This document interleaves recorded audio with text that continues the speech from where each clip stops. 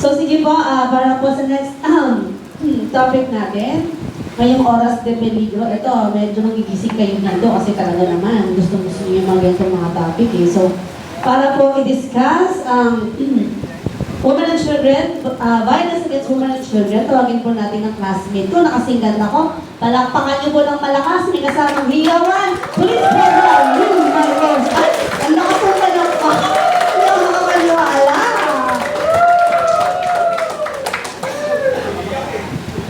Parang nagtatampo ko. Kanina walang hiyawan sa akin. Parang bias yun, bias.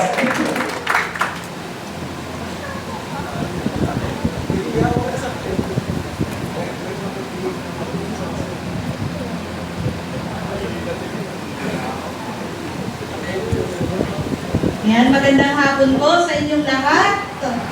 Yan, gising na po ba lahat? Dito na lang ako, ano? Para doon kayo nakatingin, huwag sa akin. Ay, baka maubos ako eh. Ayan, so, alam na natin to. WCPD section, alam na natin. O, belated Happy Valentine's. Lahat ba masayang hapon? At may umiiling doon. Hindi ka po naka-isang round? Naka-ilang round kayo, mga kuya? 0. Hindi nakatayo, hindi ba nakatayo? Ay, duty! Sige, bibilisan po namin para humabol pa kayo. Pwede pa naman po, ano?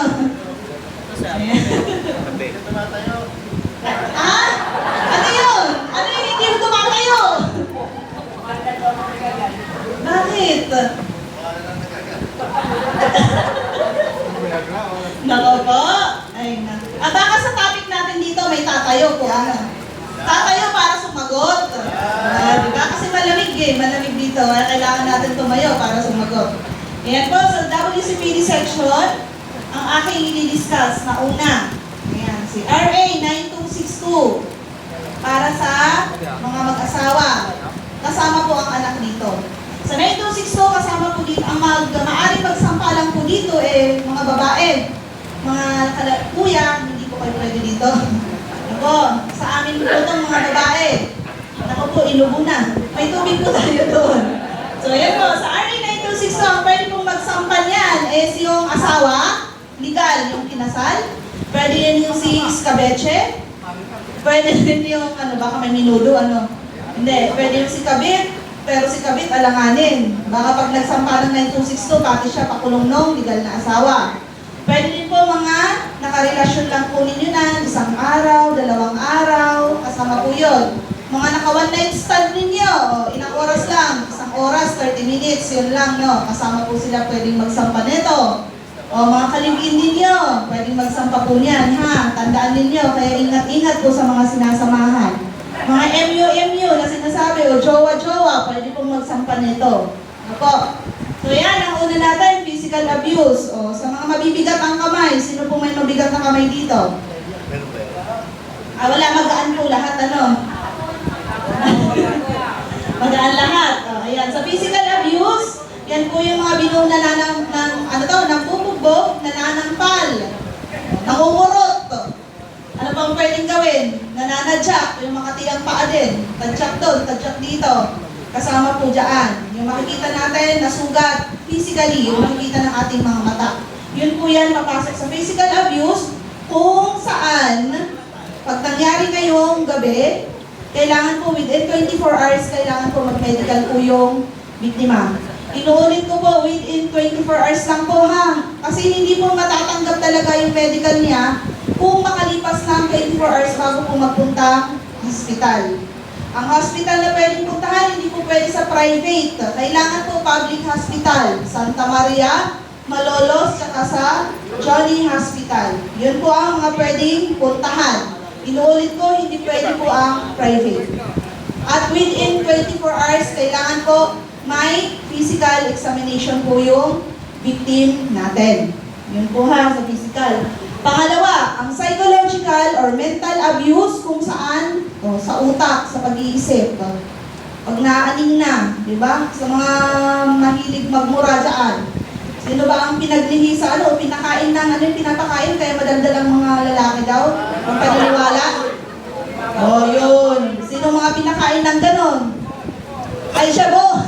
Ayan, nagtuturuan na po. Ayan, medyo pigil-pigilan po natin ang ating bibig.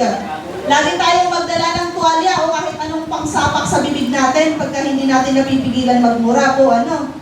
Baka lahat ng dinadaanan natin, pati nagulat tayo, nag-PPI tayo, ano? Mahirap na po yun. Yun po yung sa ano natin kasi, kaya medyo ano yung psychological abuse natin. Kasi may mga tao pong hindi po nakakarinig ng mura. Baka nung naging asawa ninyo yan, dyan lang po siya nakarinig ng mga malulutong na mura sa inyo.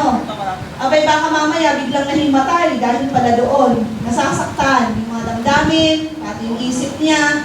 Iba na ang nagiging takbo dahil sa mga pinagsasabi ninyo. No. Lagi niyong alalahanin. Minsan kasi pag sa mag-asawa, inaaway, hindi naman ako ang nakauna sa iyo eh. Magandang sabihin ba yun? Eh kung hindi ka ang nakauna eh, bakit mo tinuluyan, di ba? Hindi na lang kayo thank you and goodbye, di ba? Ganon. Ba't tinuloy-tuloy mo pa? Nakapito ka na, nakasampo ka, tapos at the end, ano mo eh. Dahil ano?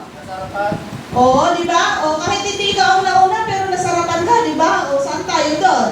Saan lulugar naman yung babae doon?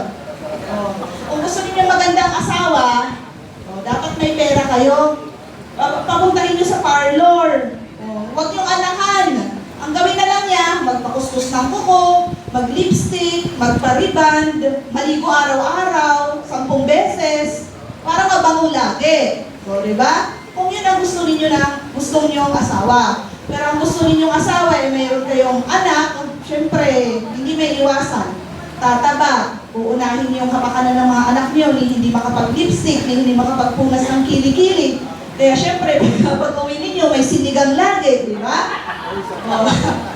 Eh kung gusto naman ninyo medyo mabango-bango si Mrs. Pagdating niyo, akin na yung anak natin, maligo ka muna doon ha. 10 ulit, sabunin mo na yung kilikili para mabango. Oh.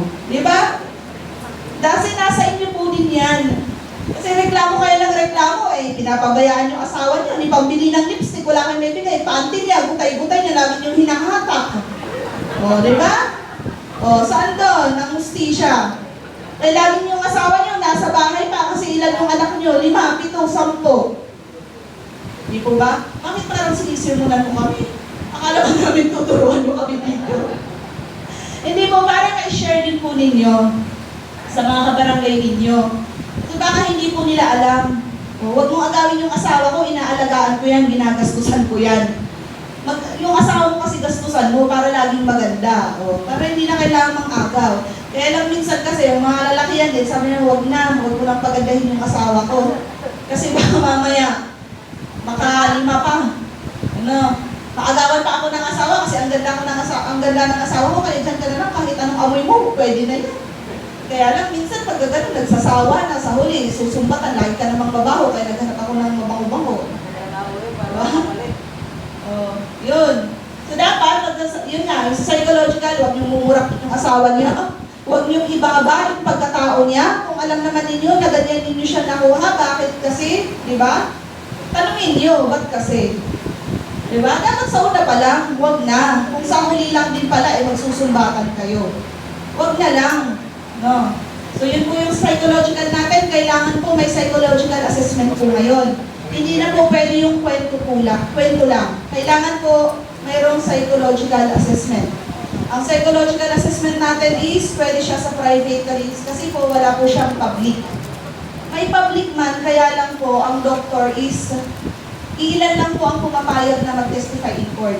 Kasi tulad mo sa physical, kailangan po yung doktor na tumingin po dun sa tao is mag-testify pag kailangan ng korte. So usually ang psychologist natin is mga sa private nagtatrabaho.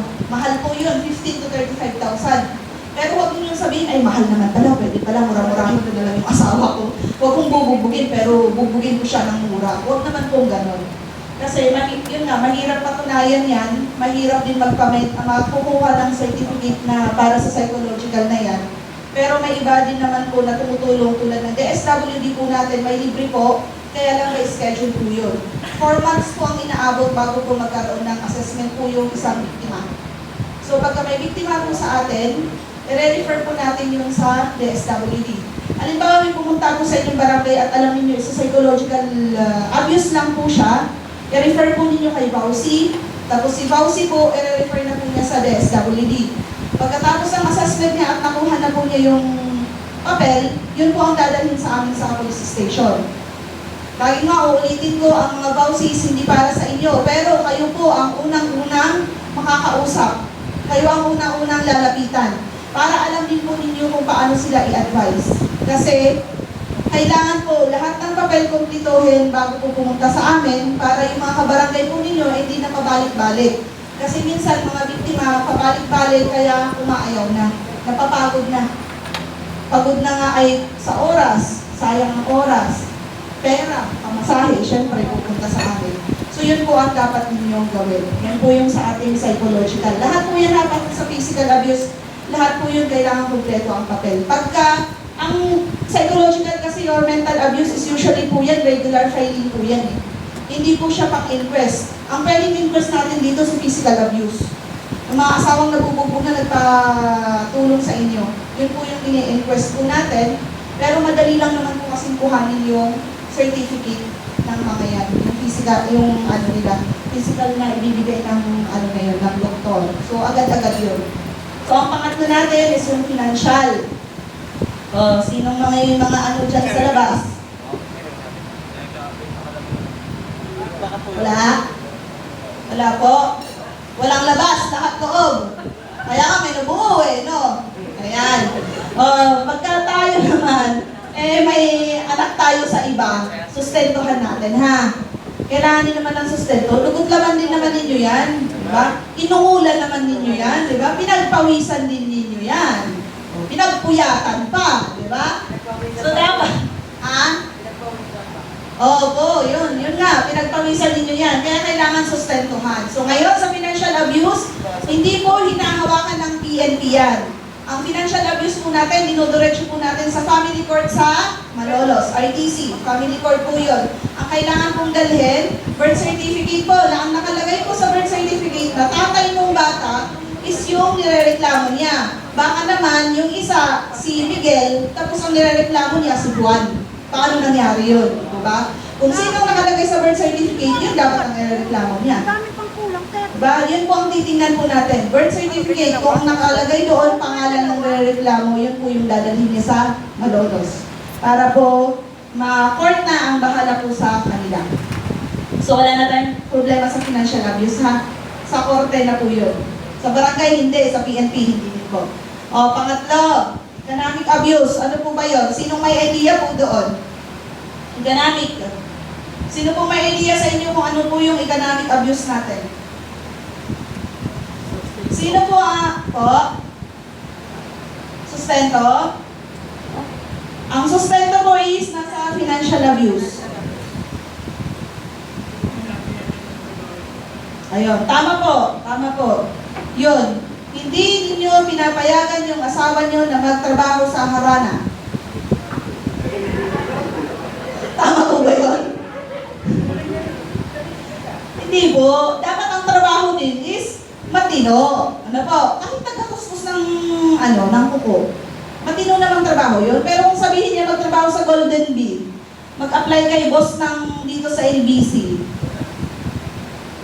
hindi po pwede yun. Kailangan po malinis. Malinis na trabaho na hindi magiging resulta nun is pagkasira ng pamilya nyo, pagpapabaya sa mga anak nyo, o ano pa ba?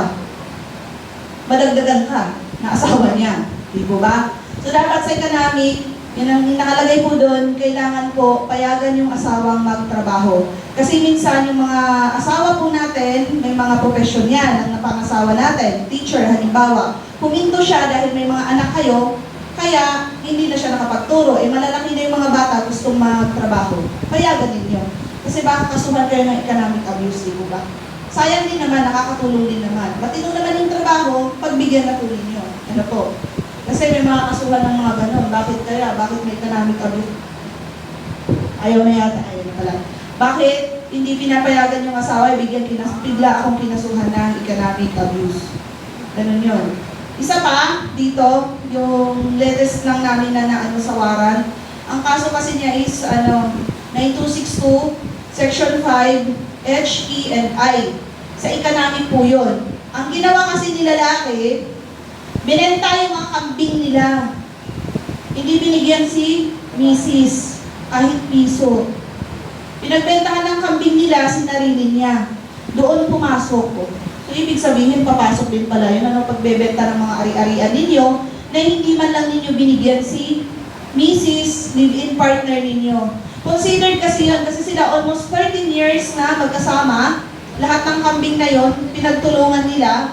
Pati yung bahay na tinitirhan nila, pinagtulungan nila. So parang sa legal na mag-asawa, parang may conjugal property or dalawa sila doon, maghahati dapat. Eh si lalaki, sinarili niya. Kaya yun ang naging kaso. 3, 72,000 ang bail times 3. Magkano po yun? Diba? Ang laki, no? Oo, 3 kambing din yata binenta kayo sa bito. Hindi, marami po yung kambing nila. Nanganganak daw, sabi na ang baba. Naging ng abogado niya kasi abogado ang humawak nun. Sa economic siya pumasok ng Section 5 H, E, at saka I. So times 3 yung 72,000. Di ba? Kahirap. So, tingnan ninyo yun sa economic abuse, malala pala. Sa lahat po ng kaso ng 9262, yun. Naglalaro sa 70 to 100,000 po ang piyansa niyo po, ha? Kunting pitik lang ninyo sa babae at naging mamula-mula yan o nagkulay blue yan. Yun na ang magiging nyo. Asahan nyo, ganun po ang magiging piyansa nyo. Malaki po. Malaki po talaga. Hindi basta-basta ang 9262 ngayon. Kaya mahirap. Mga babae, mga asawa nyo, alagaan ninyong maigi. Huwag papasamain ang loob, huwag tatadyakan, huwag sasampalin, huwag payagang magtrabaho, ganun ang gawin natin, tapos magsustento po kayo, para wala po kayong maging problema. O, ito ang malala. Kuya, sino yung hindi daw nakaano ka kahapon sa Valentine's? Si Kuya naman. Hiningi mo kay Mrs. Sumayaw si Mrs. Kaya walang nangyari. Si Jowa. Hindi tumayo. Naku po. Safe si Kuya dito sa marital rape natin kung gano'n. No. Kasi sa marital rape, kaya mayroong marital rape, nagtataka ang iba, bakit may marital rape, mag-asawa naman. Yan kasi pag pinilit niyo si Mrs., kahit ayaw na, sabihin niya, wala na, hindi na tuyo na yan, sabihin, pero pinipilit pa din ninyo. Sa rape yun. Oo. Yun nga, safe si Kuya sa marital rape. Pero hindi tumayo yan. Si Mrs. kinimkim kasi ang akala, binuhos mo lahat sa kabit mo o may iba kang babae doon. Abay sa psychological or mental abuse ka naman, nakakasuhan. No? Delikado, Dapat pala hindi mamilit, pero pagka gusto ng babae, ibigay. Kasi lahat may kaso. Ano ang gagawin natin? Ayaw tumayo. Pagka ayaw tumayo, anong pwedeng gamitin? May iba pang pwedeng gamitin dyan. Paano brum-brum? Ano yung brum-brum? Ano po yun? Ha? Robos? Iinom. Talaga ba po nakakapagpatayo po ba yun?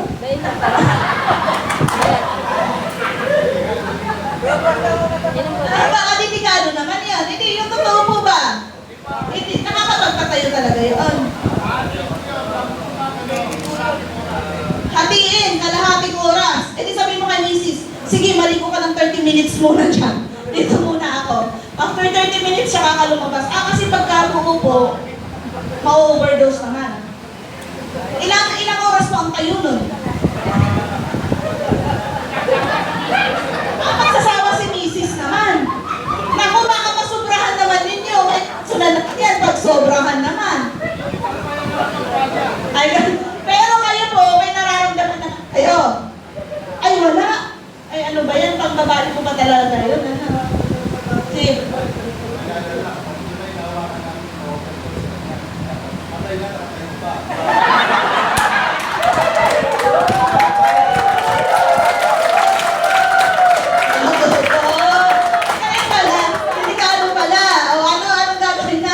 Gagamitin pa ba ninyo yun para huwag lang makasuhan? Para may pang-apat, pang-5. At ako, huwag na kayo mag-hotel. Sa bahay na lang. Sabihin na lang ninyo, tinusukan ng formalin kaya nakatayo agad. You know, yan. So, ingat-ingat po tayo dyan. Huwag tayong mamilit, huwag namang sobrahan. Sabi nga, lahat ng sobra, masama. Pero yan, sinasabi ko, huwag kayong mamilit para walang marital rape. So yan lahat, sa kaulitin ko, kaso RA 9262 ay sa mag-asawa, sa jowa, yung may relasyon. Hindi po pwedeng magkaso ang 9262 kung ang nanakit is kapatid, kuya, tiyuhin na wala naman po silang relasyon. Tapos physical abuse, kailangan within 24 hours magpa-medical po yung biktima. Sa ating marital rape naman po is, ang nagkakandak lang po niyan is kami, sa Camp Olivas. Pero ngayon po, meron po tayo sa Lingag Hospital. Nire-refer ko yung mga tao doon kasi minsan sabihin nila hindi daw nila alam kung may pumasok o hindi. Hindi ko maintindihan kung maliit ba at wala silang nahamdaman o siya ang maluwag. Sa tingin ko ba ninyo? Diba? May pumupunta sa akin, sabi niya, ma'am, magsasampa ako ng rape. Oh, bakit ano nangyari? Kaya lang may problema daw, sabi niya. Anong problema niyo? Hindi ko po alam kung pumasok o hindi. Ha? Paano yun? Maliit po ba? Hindi yata. Eh di gusto ko sana sabihin, baka maluwag na po yan. Pero hindi naman natin pwedeng sabihin yan. Baka ako naman kasuhan yan, di ba? Sinaktan mo yung kanyang damdamin. O, di, sige. O, mga nga. Kaya sa ano na lang, sige, sa medical na lang para makita natin kung ano po ba ang nangyari po talaga. So yun po, sa rape naman po is, kahit kailan pwede natin yung isampa. Kung nangyari yun ng 20 ka, ngayong 40 ka, tsaka mo naisip na gusto mong kasuhan yung nagkasa sa akin ng 20 anyos ako. Pwede naman, kaya lang, patunayan mo sa korte, kahit pa mga patunayan yun, ang dami ng dumaan. O, sa kasong rape natin, minsan may pumupunta mga kabataan. Nangyari, nagkakasa daw ng Wednesday, kaya lang nagjujugan sila ng Saturday. Diba? Yun ang nakakaano din kasi, ang hirap na sabihin mo na rape yung nangyari sa'yo kung may mga ganong pangyayari. Halimbawa, yung asawa nyo, sabihin, ginahasa ng kapitbahay nyo. Tapos, nag-ano kayo. Tapos pagkatapos ninyo, tsaka na sabihin, ginahasa ko ni paring eh, tapos na kayo. Sino makukuhanan ng doon? Ng specimen. Di ba kayo? Hindi ibig sabihin kayo kakasukan ka pa.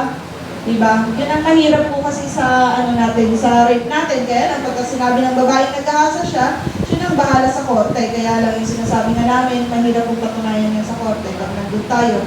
At lahat po ng hindi magandang bato, ibabato sa atin. Hindi naman lahat-lahat, kaya lang minsan kasi ganun po yung nangyayari. So yan po yung ating 9262. Tapos na po ba? Ayaw nyo na? Hindi pa! Isa pa.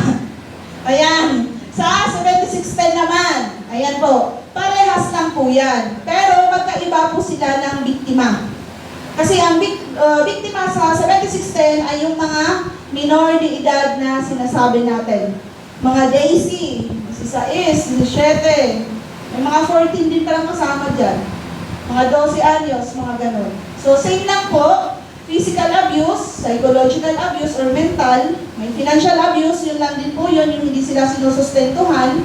Tapos sa sexual abuse. Mas matindi po ang yung mga kaso na to, no? Pagdating sa mga sexual abuse. Physical abuse, hindi ko na ipapaliwanag, same lang po siya ng 9262. Ang kailangan lang po, birth certificate, patunay po na minor. Psychological at mental abuse, ganun din po, birth certificate din. Para maidagdag si RA 7610 sa kanyang kaso. Pampadagdag bigat. Financial abuse, ganun pa din po. Sa malolos din po yun. And then sa sexual abuse natin, ganun din po. Birth certificate po ang kailangan natin. At sa sexual abuse, yan pumapasok po ang stat. Kaya mga kuya, sino pang may mga jowa dito na 17, 16, 15, 14? Meron po ba? Kasi pagka ganun daw ang jowa mo, pampabata daw po yun. Di tayo tumatanda. Totoo po ba yun? Patahimik na kayo. Meron yata lahat May mga pinapaaral dyan ng grade 10. Meron po ba? Nagpapaaral ng grade 10 na hindi nila anak? Ah? Ay, matahimik na kayo doon.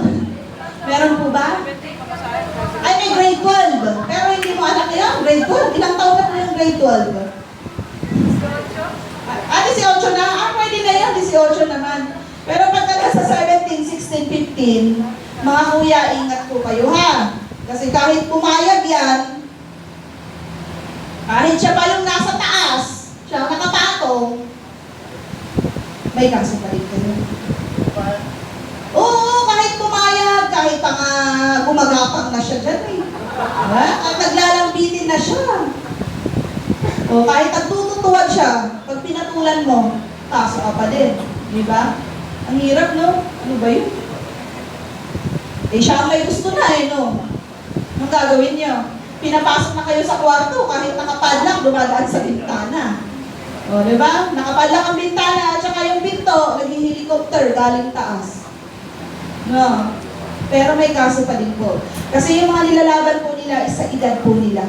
Doon po tayo kasi tumitingin sa edad po nila. Usually po kasi, yung mga nangyayari ngayon, mga bata talaga, mas magaling pa sa mga matatanda, no? Kaya gusto-gusto ng mga kuya yun. Pero yun nga, kahit anong gawin ninyong baliktad dyan, kahit sabihin yung pumayag, siya nagpilit, binayaran pa kayo, kanyo, binigyan kayo ng halo-halo para tirahin lang siya, wala, kaso pa din kayo sa huli. Kaya pag ginawa niyo yun, sulitin nyo na, no?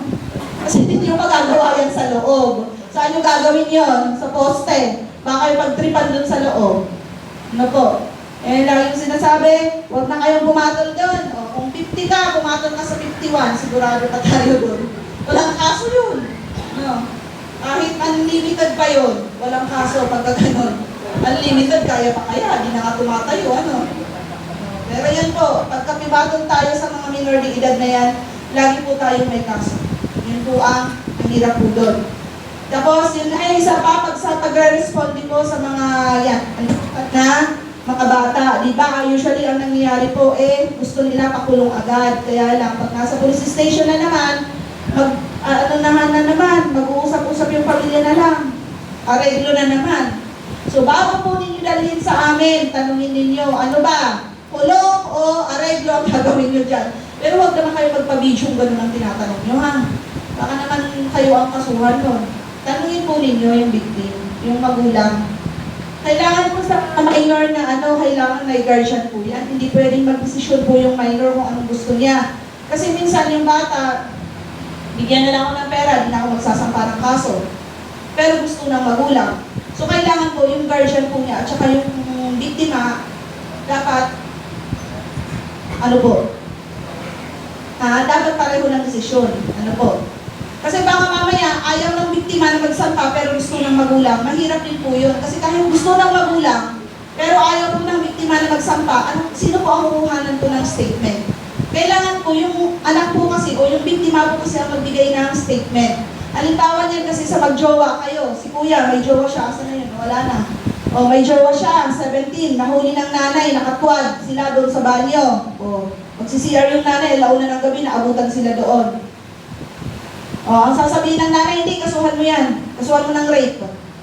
Ayaw naman ng bata. O, sino magkukwento yung nanay? Alam ba niya kung anong mga posisyon ginagawa nila, di ba? Hindi naman. Naabutan lang. So, kailangan, yung biktima at saka magulang niya is desidido pong magsampa ng kaso. Dapat magkwento po yung bata kung anong nangyari sa kanya na klase ng pang-aabuso. Yun po yan, ha? Tandaan po ninyo yun.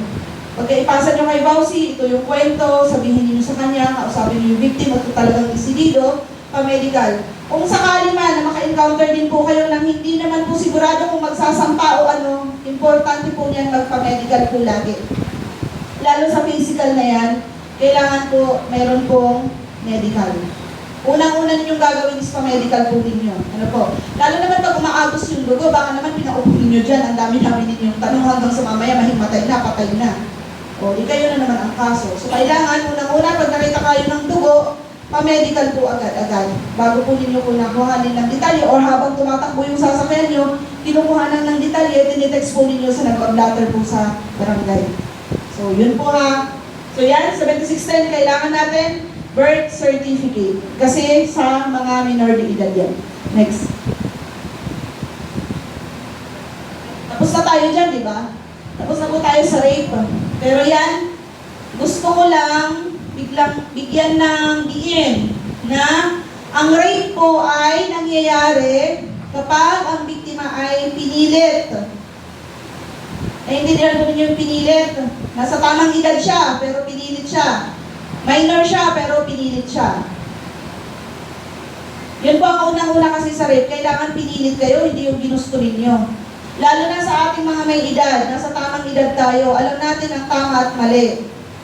Nakipag-inuman tayo. Sumama tayo sa kung sinong kuya dyan. Sumama tayo, akala natin ang laki, yun pala ang liit. Kinabukasan, magsampa tayo ng kaso, rape. Saan na rape? Sa hotel. Ano nangyari? Sumama ako sa kanya, hindi naman niya sasabihin na gano'n eh. Pinilit ako, gaganon siya. Pero paano ka pinilit, dinala ka sa hotel, nasa tamang edad ka. Bawal kayo sasabihin lasing.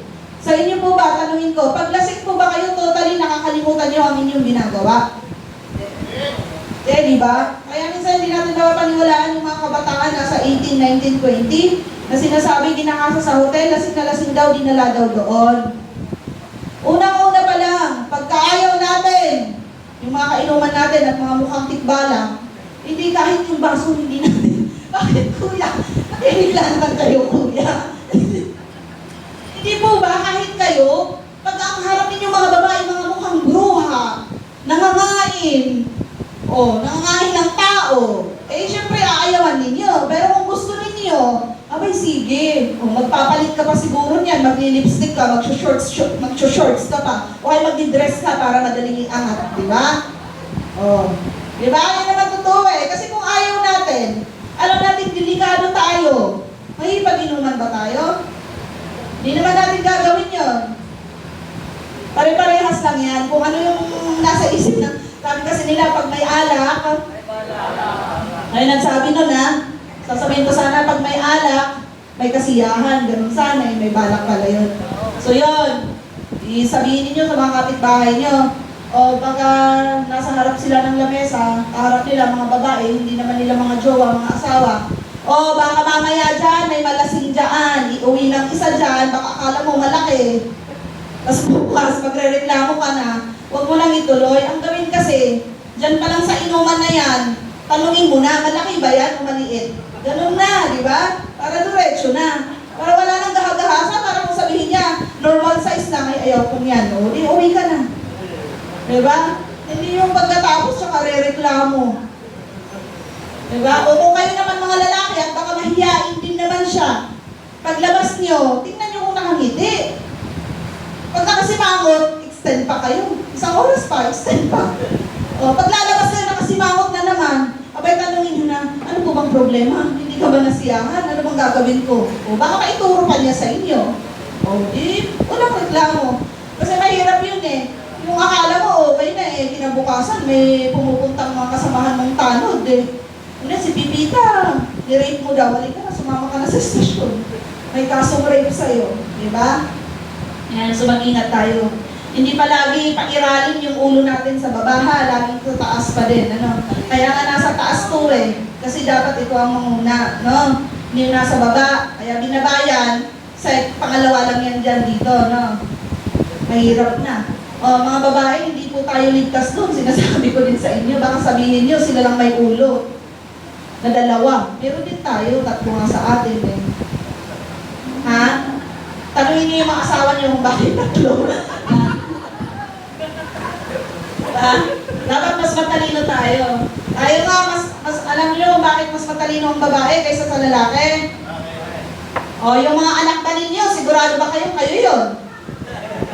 Diba? Ang nakakaalam lang yan, babae. Wala akong mababalitaan, baka mamayang gabi, pila-pila na kayo yung mga asawa nyo, magre-reklamo, sinapok-sapok nyo pag uwi ninyo, ako ba tatay nito, hindi ko kamukha to, panguyong ilong, gagawin kayo walang ganonan. Biro lang po yun biro lang yun, walang seryosohan. Si kuya, gisingin nyo, baka mamaya pag uwi mo, sapok-sapok mo yung asawa mo, gumaganon ka. Hindi, sa'yo yun. Kung wala namang iba, sa'yo yun. Parang napapaisip na, oo nga, di ko kamukha yung panganay ko, sino ko kaya yun. Kuya, huwag ka na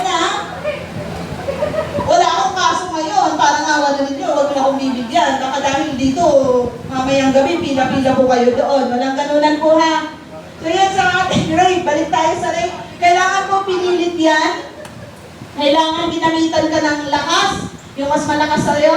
O di kaya naman yung mga kasi intimidation, mga ganon, yung halimbawa yung amon nyo sa trabaho, syempre amon nyo, di ba? Nasa bahay, lalo na nangyayari sa mga katulong, kaya nagagahasa sila, di ba? Kasi nasa pamamahay sila ng amo nila. Wala silang lakas ng loob, o kaya takot silang ipagtanggol yung sarili nila kasi baka mapatay sila, mga ganon. Yun po yung sa mga intimidation na nababasa po ninyo dyan. Ano po? Yan. Kasama din po yung mga baka akala nyo din mga minor, baka may mga sinto-sinto din yan, ginojowa ninyo. Wala pong kakayahan ang mga tao na yun na na ipagtanggol yung sarili nila, na protektahan ang sarili nila, kasi nga, mga isip bata pa, forever na po yun ha. Kasi minsan kasi may pumupunta, di ba, 20 years old naman na yan, bakit na nadamay naman sa, yung sasabihin na ginahasa ko, ibinusto naman niya. Eh yun nga, pag PWD, may sa isip, kasama po sila sa mga ganyan, sa mga nare-rape. At mas malala po yung, mas mataas din po ang kaso. Parang sa 7610 din po yan. Ano po? Kaya tingnan din ninyo ha. Huwag naman din yung yan ba kayong mga jowa niyo? Nasa tamang pag-iisip ka ba? O PWD ka? Baka gagano din naman ninyo. Ang sakit nun. May mga pabebe talaga ha. Baka akala naman ninyo, kulang-kulang mag-isip yun. May mga pabebe lang na kunwari ano-ano lang sa inyo. Pero obserbahan din ninyo, baka ka mamaya sinto-sinto yung nakuha nyo. Mamaya reklamo yung mga magulang or guardian sa inyo. Mahirap na, rape agad yan. Walang bail po yan ha. Walang bail ang rape. Ano po? Walang bail ang rape. Pero yung sasabihin ko sa inyo din, pag sa mga nagsasampa ng kaso, kailangan po ng ebidensya. Lalo na pagka mga bata, pagka meron nag-positive sa kanilang medical, sigurado yun. Sure na kayo. Ang sa ating mga nanay, mga ate, may mga jowa, ano pa bang tawag sa atin? Pagka sa medical natin nag-positive, siguraduhin ninyo kung sinong sinasampahan ninyo, yun talaga ang hulihan. Baka mamaya, hindi pala yung huli, may 5 pang dumaan. Diba? Dapat kasuhan lahat, diba? Gusto mong magsampa ng kaso. O di kaya kung may nangyari sa'yo, sumbong agad. Hindi yung papalipasin pa yung 2 taon, 1 taon. Nakita mo maganda yung buhay ng lalaki. Ngayon ka lang magsusumbong. Di kung kailan nangyari, sumbong agad. Kung hindi kaya ngayon kasi natatakot, o pag alis mo sa lugar, pwede ka nang magsumbong. Di po ba? Yun ang sabihin natin, huwag nang palipasin yung ilang buwan, ilang taon bago magsumbong. Kailangan kung kailan nangyari, doon na agad. Para kukunti lang yung question ng korte sa kanya. Kasi minsan doon napapawalang sala yung isang tao kasi makalipas ang ilang taon bago nagsumbong. Ang hirap na pong patunayan, lalo pagka may asawa na, may jowa na din. O, paggaling mo abogado ng isa, wala na. Dismiss agad. Sayang. So, next tayo. 9344. Yan yung mga CICL. O, yung mga may problema, mga matitigas ang ulo ng mga bata. Hindi po sa amin napupunta yun ha. Pagka may kasong robbery, hold up, motor napping, pero dinamay ko na sa discussion ko. Kasi pagkatapos masampahan ng kaso ng General Invest, mapupunta sa amin po yan. Usually po, pag ang kaso ng mga bata is pagnanakaw, o di kaya, yun nga, motor napping, mga ganon, napupunta po siya sa General Invest, pero hindi po siya for inquest. Sila po ay for regular filing muna. Kasi, kailangan po ng discernment mula sa MSWD. Ibig sabihin po noon, pagka nag-negative sila at sinabi na wala silang kayahang ma-discern kung ano yung tama at mali, walang kasong maisasampa. Pero pag sinabi sa discernment niya na kaya namang i-identify ang mali at tama dun sa ginagawa niya, masasampa po sila ng kaso. So yun yung paliwanag natin kasi minsan nagtatanong, bakit pinalaya, inahuli na nga? Pagka yun ang kaso ha, pag theft, motor napping, mga ganon, regular. Pero pagka 9165, talaga pong kasama sila. Pag sa drugs po sila nahuli, kasama sa na sumisibot doon, o kaya nagbebenta, matik na po yun kasama sila sa inquest. Pero, kasama sila sa demanda. Pero, ang mangyayari din po doon, ibibigay na naman sa amin, tapos ibibigay din po namin sa DSWD para sa discernment na naman po. Pero kasama pa din po sila sa demanda. Yun po yung pagkakaiba nun.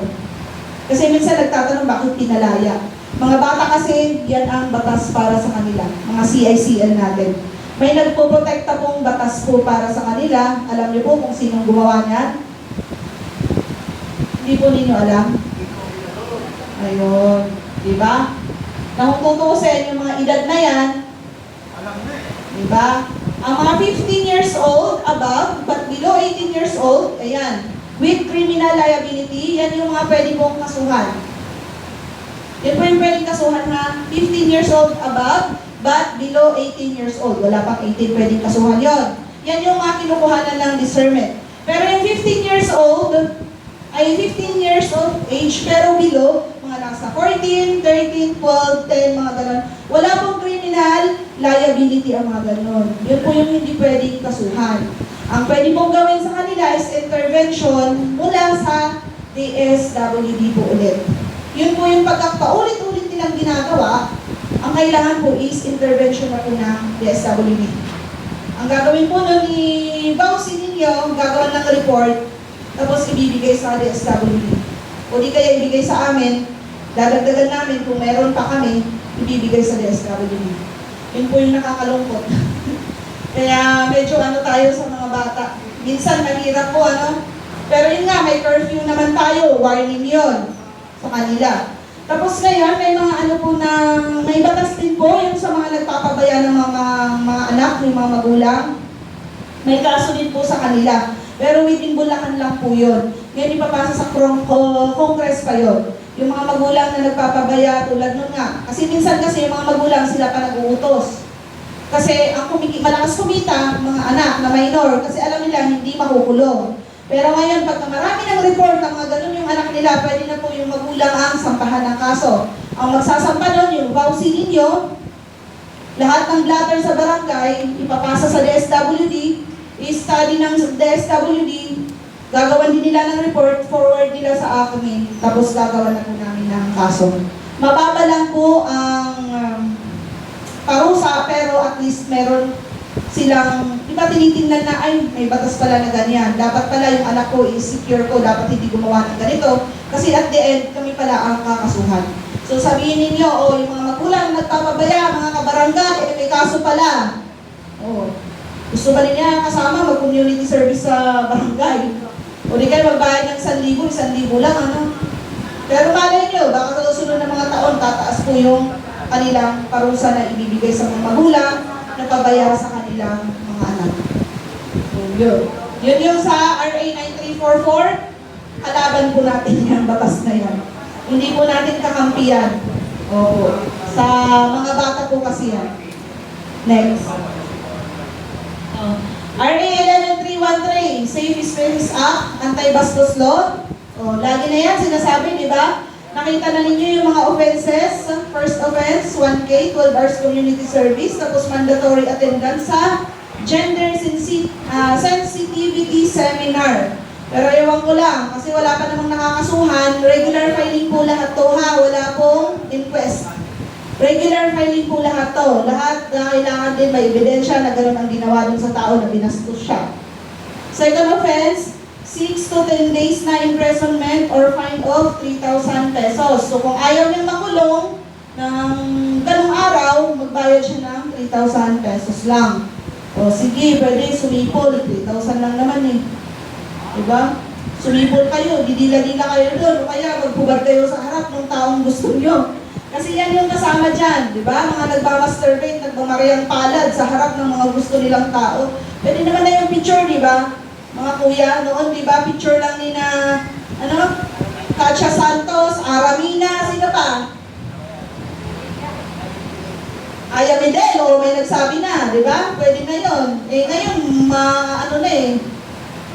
malalakas na yung loob ginagawa nila sa harap, pero yung minsan naman mga sinto-sinto ang gumagawa noon. Yung third offense niyan, 30 days imprisonment, tapos may bayad pa siya na 10,000. Yun. Pag ginawa ng nyo once, tama na yon. Kasi 10,000, malaki-laki din yan. Maraming babae din yan, mati-take out, di ba? Makakasampu ba yan? Magkano ba ang take out ngayon? 1K? Ay, 1.5. Ay, kulang pa pala. 1.5. Ilan? 1, 2. Ha? May libre? Ano yun? Ay! Ako po! Baka pala si Kuya, expert na talaga.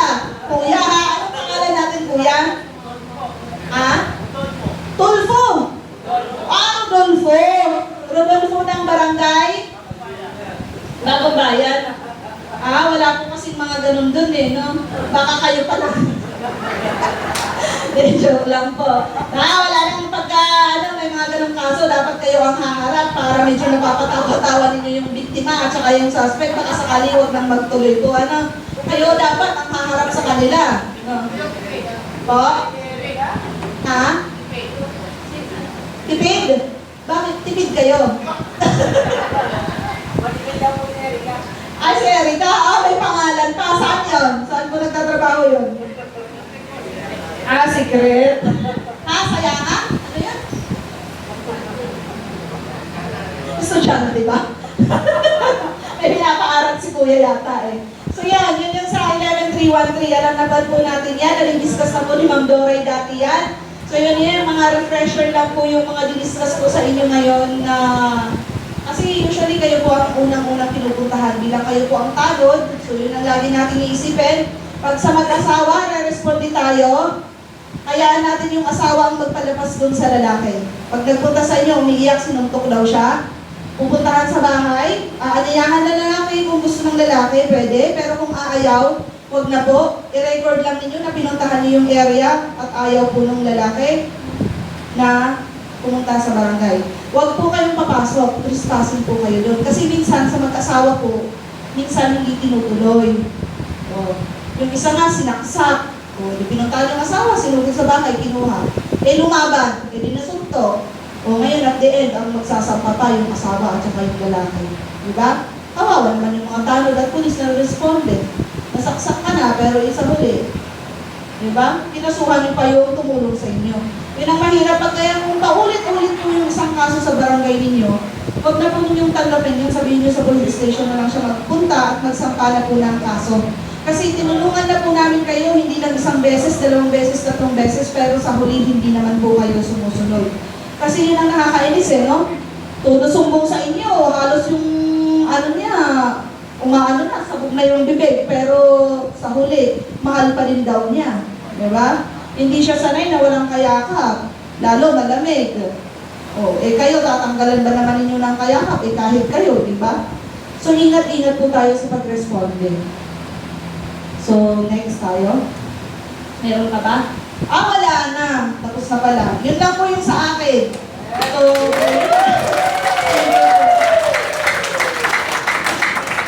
Mga buhay na buhay talaga. Mga kailangang usapan. So, questions po. May mga tanong? Ayos po. Dito po. Ay, talaga.